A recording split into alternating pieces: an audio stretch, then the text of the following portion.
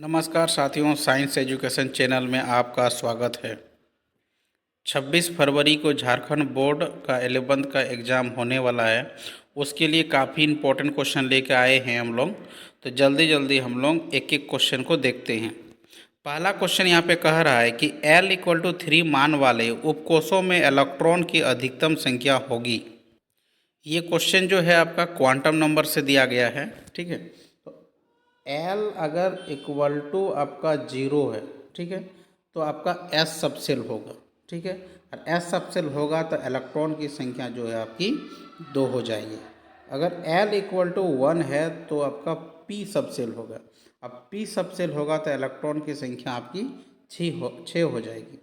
L = अगर आपका 2 दिया हुआ है तो P = जो है आपका D सबसेल हो जाएगा। D सबसेल अगर होगा तो इलेक्ट्रॉन की संख्या जो है आपकी 10 हो जाएगी। तो यहाँ पे क्वेश्चन पे देखिए L = कितना दिया गया है, 3 दिया है। जब L = 3 हो जाएगा तो F सबसेल होगा, और F सबसेल में जो है इलेक्ट्रॉन की संख्या जो है आपका 14 होती है। तो ऑप्शन नंबर डी इसका सही आंसर है। ये आप लोगों को समझ में आ गया। अब दूसरा क्वेश्चन हम लोग चल रहे हैं कि भारी जल का आणविक द्रव्यमान कितना होगा। ठीक है, तो सबसे पहले जो है भारी जल का हम लोगों को फार्मूला जानना चाहिए। इसका फार्मूला क्या होता है? तो भारी जल का फार्मूला जो है आपका D2O होता है, ड्यूटेरियम ऑक्साइड होता है। ठीक है, अगर नॉर्मल जल पूछता तो उसका फार्मूला होता है H2O। और नॉर्मल जल जो है इसका द्रव्यमान देख लेते हैं हम लोग। हाइड्रोजन का जो है 1 होता है, तो एक कितना हाइड्रोजन है, 2 है, तो 2 हाइड्रोजन हो जाएगा। और ऑक्सीजन का द्रव्यमान जो है आपका 16 होता है। 16 और 2 कितना होता है, 18। अगर नॉर्मल जल पूछता तो 18 होता, लेकिन ड्यूटेरियम ऑक्साइड पूछा गया यहाँ पे, तो हाइड्रोजन का ही ये समस्थानिक है। ठीक है, तो D2O का इसमें D का जो है आपका 2 होता है द्रव्यमान। ठीक है, तो कितना D दिया है यहाँ पर, D2O 2 है, तो कितना हो गया, 4 हो गया। और ऑक्सीजन का कितना होता है, 16, तो 16 और 4 कितना हो गया, 20। तो इसका जो है ऑप्शन नंबर सी इसका सही हो गया। ठीक है, नॉर्मल जल पूछता है तो 18 होता है। D2O पूछा है भारी जल, तो ड्यूटेरियम ऑक्साइड, तो इसका हो जाएगा 20।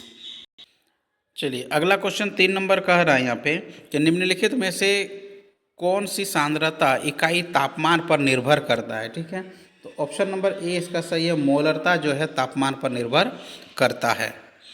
यहाँ पर 4 नंबर क्वेश्चन कह रहा है कि 2p कक्षकों के लिए क्वांटम संख्या के मान है। ठीक है, तो 2p है, तो 2p के लिए n बराबर आपका दिया गया है 2। ठीक है, तो देखिए n बराबर 2 है, तो ऑप्शन नंबर 1 और ऑप्शन नंबर बी ये दोनों नहीं होगा। ठीक है, ऑप्शन नंबर सी नहीं तो ऑप्शन नंबर डी, दोनों में से कोई एक होगा। ठीक है, अब p के लिए जो है l का मान कितना होगा, जस्ट अभी हम पहले क्वेश्चन में ही आपको बता चुके थे। तो L बराबर जिसका 1 है, ठीक है, तो वह होता है आपका P के लिए, तो ऑप्शन नंबर इसका सी आपका सही हो जाएगा। S के लिए जो है L का मान, S के लिए, S ऑर्बिटल के लिए L का जो मान होता है वो आपका 0 होता है।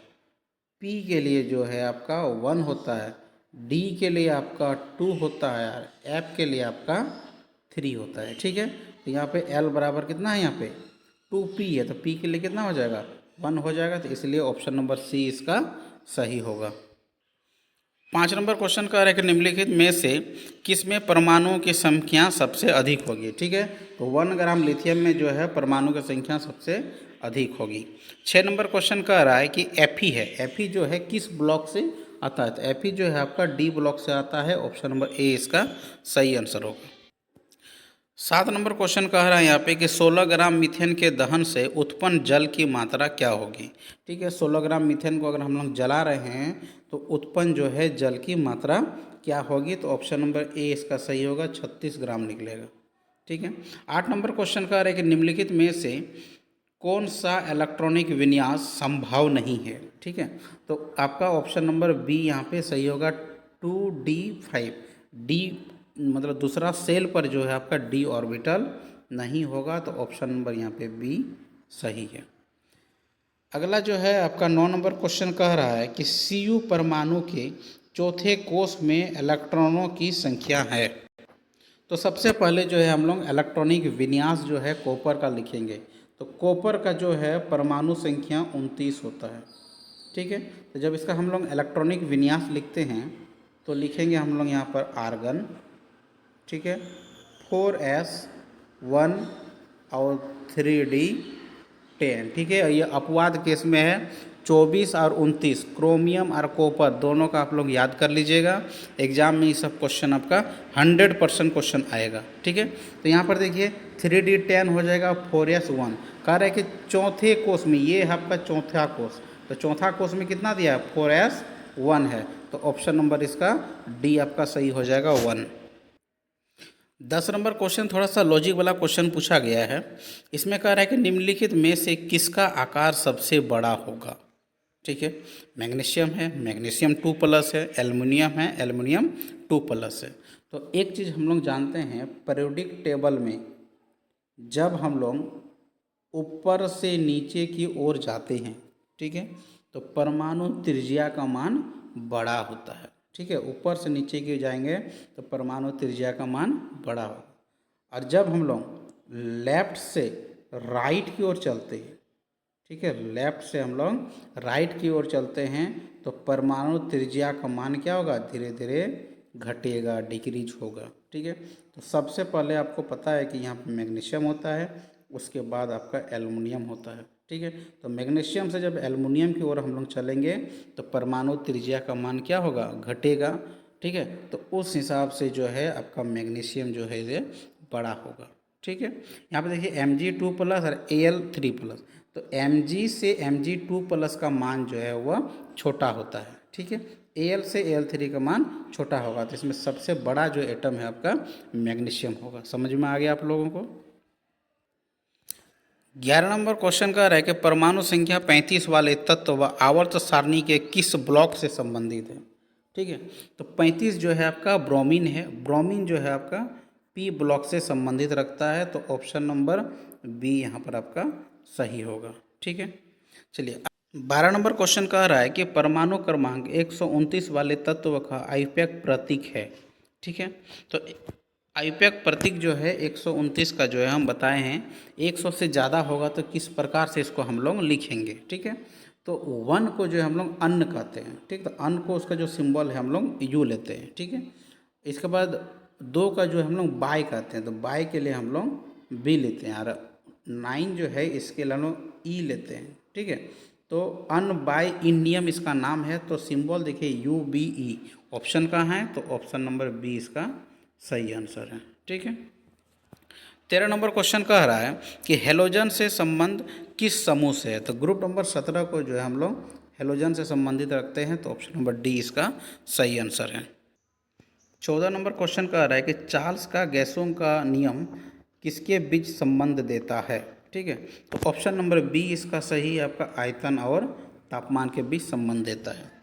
15 नंबर क्वेश्चन कहता है कि ब्रह्मांड में सबसे प्रचुर मात्रा में कौन सा तत्व है, ठीक है। तो हाइड्रोजन जो है सबसे प्रचुर मात्रा है, तो ऑप्शन नंबर डी इसका सही आंसर है। 16 नंबर क्वेश्चन कह रहा है आपका सीन गैस का मिश्रण है, ठीक है। तो सीन गैस जो है किसका मिश्रण है, तो ऑप्शन नंबर बी आपका सही है, H2+CO, ठीक है। हाइड्रोजन और कार्बन मोनोऑक्साइड का मिश्रण है।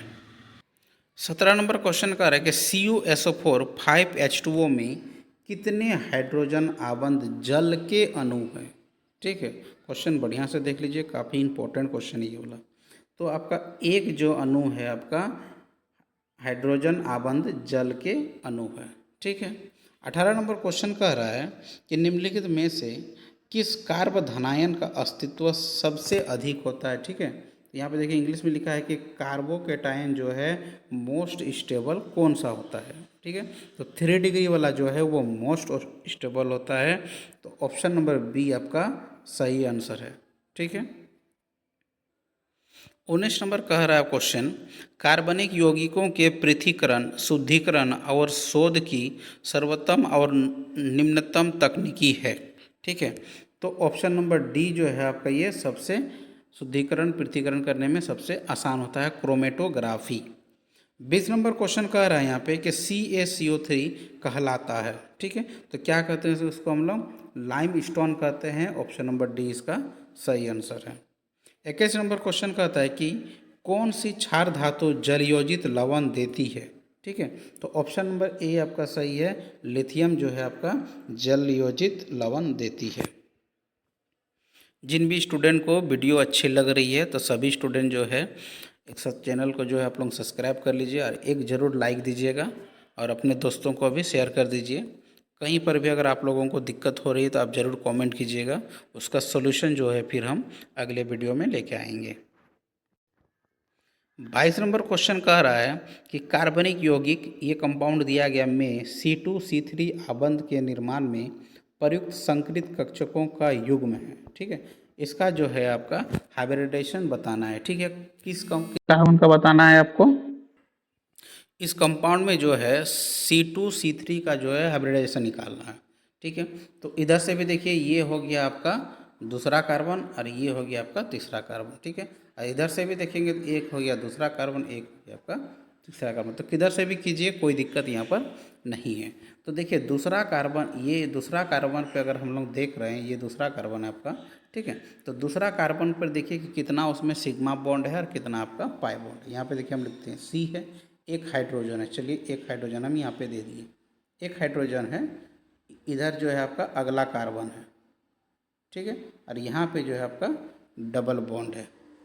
ठीक है, यहाँ तक ये जो कार्बन है इसमें देखिए हाइड्रोजन की संख्या कितना, एक इधर एक इधर और एक इधर बॉन्ड गया है। ठीक है, ये हो गया आपका दूसरा कार्बन, ये हो गया आपका तीसरा कार्बन। तो दूसरा कार्बन पर हम देख रहे हैं यहाँ पे, देखिए यहाँ पे दूसरा कार्बन में जो है आपका एक, दो और एक, तीन, तीन जो है आपका सिग्मा बॉन्ड है। अगर तीन सिग्मा बॉन्ड होता है तो आपका हाइब्रिडाइजेशन जो है sp2 होता है। ठीक है, अगला देखिए इसमें कितना सिग्मा बॉन्ड है, एक, दो, एक इधर तीन और एक चार, और चार होता है तो आपका sp3। तो ये वाला ऑप्शन देख लीजिए कहाँ पर है आपका। ठीक है, तो ऑप्शन नंबर सी पर ये ऑप्शन है, तो ऑप्शन नंबर सी इसका सही है, sp2 sp3। समझ में आया आप लोगों को? चलिए अगला क्वेश्चन 23 नंबर कि नियत तापमान पर आयतन और दबाव के बीच के ग्राफ को कहलाते हैं। ठीक है, तो क्या कहलाते हैं इसको हम लोग? ऑप्शन नंबर सी समतापी वक्र कहते हैं। ठीक है, समतापी वक्र कहते हैं, इसको आप लोग याद कर लीजिएगा। 24 नंबर क्वेश्चन कहता है कि चार धातुओं में आयनन इंथैल्पी के घटने का क्रम है। ठीक है, तो ऑप्शन नंबर सी आपका सही है। इधर से चलेंगे तो क्या हो जाएगा, ये धीरे धीरे घटते जाएगा ये। ठीक है, तो लिथियम, सोडियम, पोटाशियम, इसके बाद रुबिडियम। 25 नंबर क्वेश्चन जो है काफ़ी इंपॉर्टेंट है, NH3 अणु की आकृति है। ठीक है, शेप पूछा है, ध्यान रखिएगा यहाँ पे शेप पूछा है NH3। तो ये हो गया आपको नाइट्रोजन, इधर एक हाइड्रोजन, इधर एक हाइड्रोजन, इधर एक हाइड्रोजन, और यहाँ पर जो है आपका लॉन पेयर, ये है आपका आकृति ये। ठीक है, इसमें पूछा है कि इसका शेप क्या होगा। जब शेप की बात किया जाता है तो हम लोग लॉन पेयर को काउंट नहीं करते हैं। ठीक है, तो लॉन पेयर को काउंट अगर हम लोग नहीं करेंगे तो क्या, कौन सा शेप बन रहा है यहाँ पर हम लोग देख रहे हैं, देखिए ये वाला शेप बन रहा है इस तरह करके। ठीक है, इस तरह करके शेप बन रहा है, तो ये आपका पिरामिड है। तो ऑप्शन नंबर डी इसका आपका सही आंसर है। अगर जियोमेट्री पूछता तो आपका टेट्राहाइड्रल होता, ऑप्शन नंबर ए आपका बनता। ठीक है, जियोमेट्री पूछता तो। ठीक है, यहाँ पे आकृति बोला है, शेप बोला है, तो शेप जो इसका है पिरामिडल है, तो ऑप्शन नंबर डी इसका सही आंसर है। 26 नंबर क्वेश्चन काफ़ी इंपॉर्टेंट है। ठीक है, O2 के लिए बंद कोटि क्या है, बॉन्ड ऑर्डर निकालना है O2 के लिए। तो यहाँ पर एक हम ट्रिक सिखाते हैं, बॉन्ड ऑर्डर जो कैसे निकाला जाता है। पहले बॉन्डिंग इलेक्ट्रॉन को number of bonding, bond order के लिए फॉर्मूला होता है कि नंबर ऑफ बॉन्डिंग इलेक्ट्रॉन को number of anti bonding electron से घटा करके उसको 2 से हमको भाग दे देना है। ठीक है, लेकिन एक ट्रिक हम यहाँ पे सिखाते हैं, उस ट्रिक को आप लोग याद कर लीजिएगा। ठीक है, जिसका अगर 14 इलेक्ट्रॉन आएगा, ठीक है, तो बॉन्ड ऑर्डर की संख्या आपका 3 हो जाएगा। 14 के बाद कितना होता है, 15, 15 हो जाएगा तो आपको 0.5 घटाते चलना है, तो 2.5 हो जाएगा। 16 अगर होगा तो आपका 2.0 हो जाएगा। 14 से ऊपर चलिए 13 होगा तो आपका क्या हो जाएगा यहाँ पे 2.5, 12 हो जाएगा तो कितना हो जाएगा 2, मतलब 0.5 करके हम लोग घटाते चलेंगे। ठीक है, तो अब देखिए O2 पूछा है, तो O2 में इलेक्ट्रॉन की संख्या कितनी होती है। तो एक ऑक्सीजन पे जो है आपका 8 इलेक्ट्रॉन हो गया। O2 लिखा है तो इलेक्ट्रॉन की संख्या कितनी हो गई आपका 16 हो गया। यहाँ पे देखिए 16 के लिए कितना बॉन्ड ऑर्डर लिखे हैं हम 2 लिखे हैं, तो ऑप्शन नंबर बी इसका आपका सही आंसर हो जाएगा। समझ में आया। 14 को खाली आप लोगों को याद रखिएगा, जिसका 14 आएगा इलेक्ट्रॉन उसके लिए बॉन्ड ऑर्डर 3 होगा, और ऊपर आए नीचे जाएंगे तो आपको 0.5 घटाते चलना है। बहुत ही इंपॉर्टेंट क्वेश्चन है ये वाला।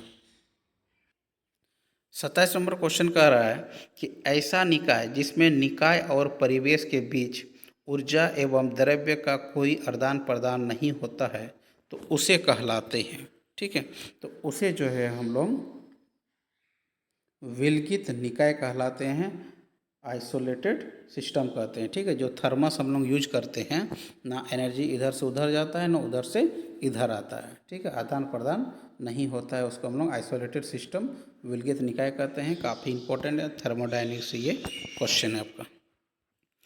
28 नंबर क्वेश्चन कह रहा है यहाँ पे, निम्नलिखित में से कौन सही गणितीय व्यंजक है। ठीक है, तो ऑप्शन नंबर आपका ए सही है, डेल यू बराबर डेल क्यू प्लस डब्लू होता है। ठीक है, 29 नंबर क्वेश्चन कह रहा है कि दिए गए स्पेसीज में से कौन लुईस क्षारक है। ठीक है, तो ऑप्शन नंबर डी आपका सही है, इसमें लॉन पेयर है आपका। NH3 जो है आपका लुईस क्षार की तरह व्यवहार करता है। ठीक है, 30 नंबर क्वेश्चन कह रहा है यहाँ पे कि NH2 माइनस के संयुग्मी अम्ल कौन सा है। ठीक है, तो यहाँ पर देखिए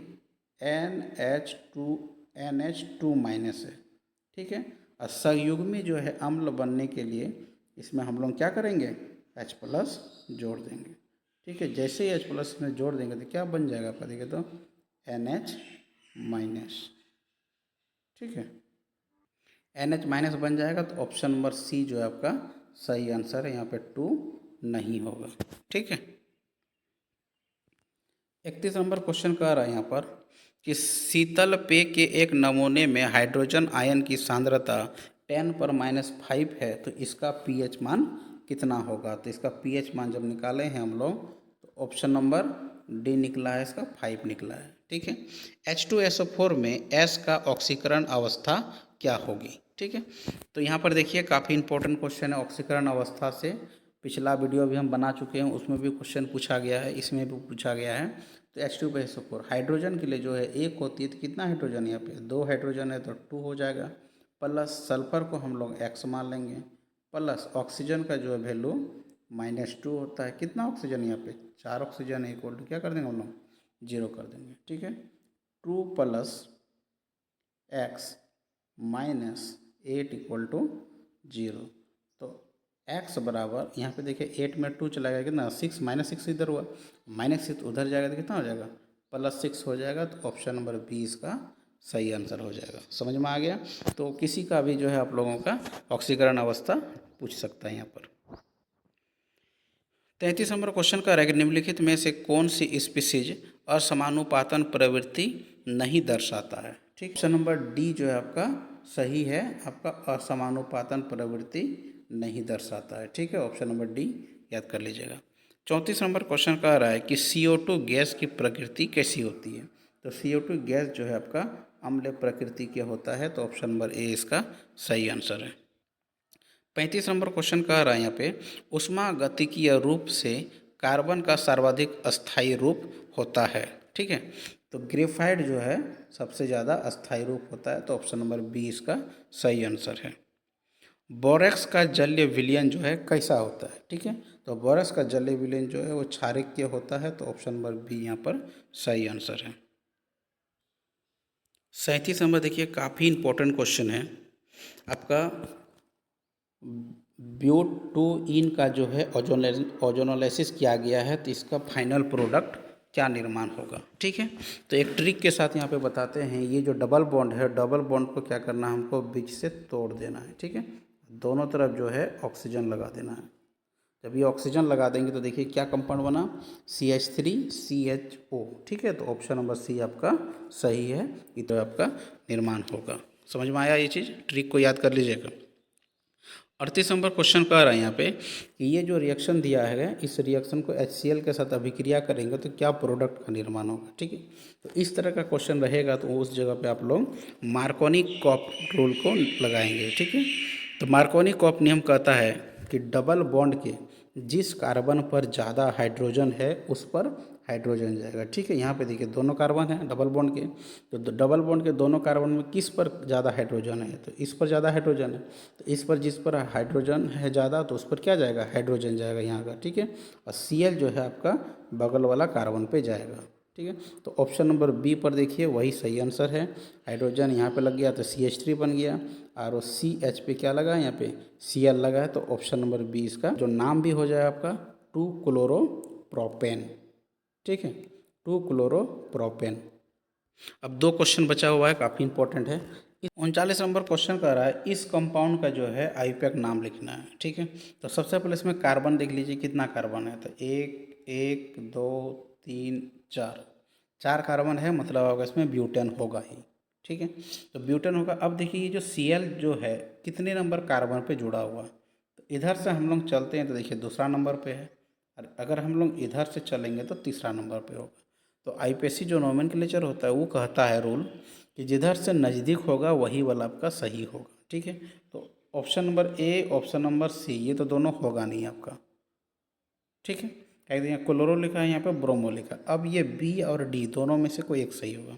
तो अगर हम लोग इधर से चल रहे हैं, इधर से चल रहे हैं, तो आपका देखिए हो जाएगा 2 क्लोरोब्यूटेन, और इधर से जब हम चल रहे हैं तो 3 क्लोरोब्यूटेन। तो किधर से सही हो जाएगा आपका, तो 2 क्लोरोब्यूटेन जिधर से नज़दीक उधर से सही होगा, तो ऑप्शन नंबर डी इसका सही आंसर है।